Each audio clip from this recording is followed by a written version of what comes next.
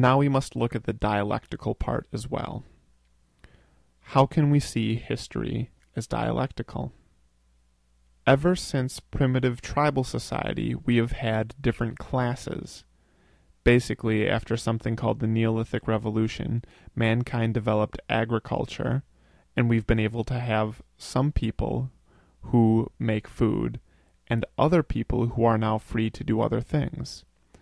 So in a slave society, slaves can grow and harvest the food, and this allows others in that society to fill other roles. So some of the other roles could be slave drivers who live off the food that the slaves make. Slave drivers don't make any food. And so then they're free to spend their days whipping disobedient slaves to maintain the system.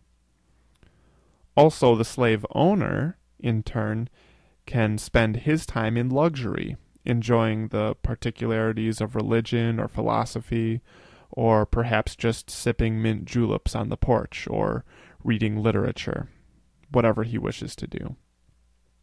But only in societies where mankind has advanced enough to not need to use the labor of everyone each day to survive can society be divided into classes. Those in the lower classes must labor so that those in the upper classes can enjoy luxury. If we view this dialectically, we can see a tension or a contradiction. The slave must labor to create food for himself, but part of that food feeds the slave driver, and part of that food feeds his master. Another slave must labor to build his shack, but on another day he must labor to build his master's mansion, or perhaps a great pyramid to one day house his master's decaying body.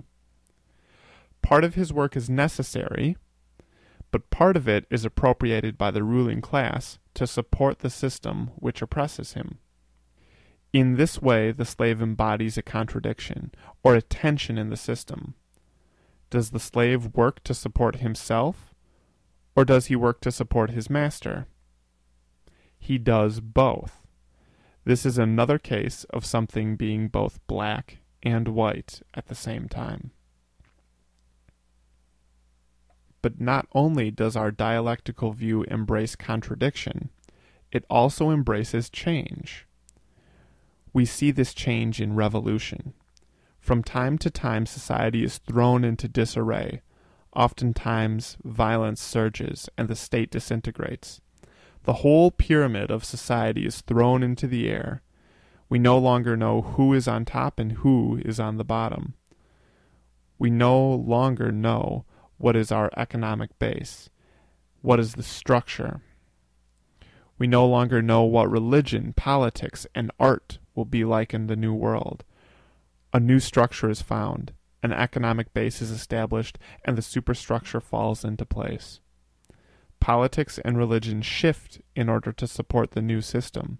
Music and entertainment are formatted in ways that promote the ideas of the new way. When people rose up against the king and feudal control, they established a system based on commodity exchange. People could gain wealth by working and selling their goods. The poor were no longer bound to the land and could hope to be one of the lucky few who struck it rich. Thus, capitalism was born. But, as good historical materialists, we know that capitalism brings with it its own set of contradictions and tensions. There are new forms of social relations, new forms of oppression.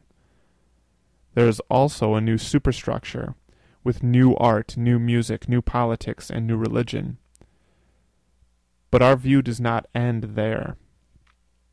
As historical materialists, we know that society is not stagnant, that no form of society lasts forever, and that as the wheel of history turns, we will find ourselves in new situations. We do not ask, will there be a new future, because we know there will. The world constantly changes. We do not look to God or any outside force to see what our future will be. As materialists, we know that mankind makes its own future. The only question we ask is, what future are we building for ourselves? The tide is rising on a 41 moon, and my cheap shoes are burning with something to prove. There's a number 2 pencil writing verses on my sheets, saying you can be anything if you work hard and believe.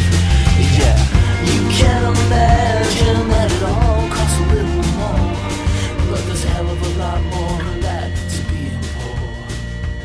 One more time, there's more than that. This has been episode 7, Historical Materialism. Tune in next time. I'll see you then. This episode is part of the Marxism Today podcast series. Marxism Today is recorded, mixed, edited, produced, and maintained by Red Wagner. It is distributed freely and licensed under the Creative Commons Attribution Non-Commercial Share-alike 3.0 license. To find out more about the Marxism Today podcast, visit our website at marxismtodaypodcast.wordpress.com, where you can find archives of all of our episodes available for download. Thanks for listening. We'll see you next time.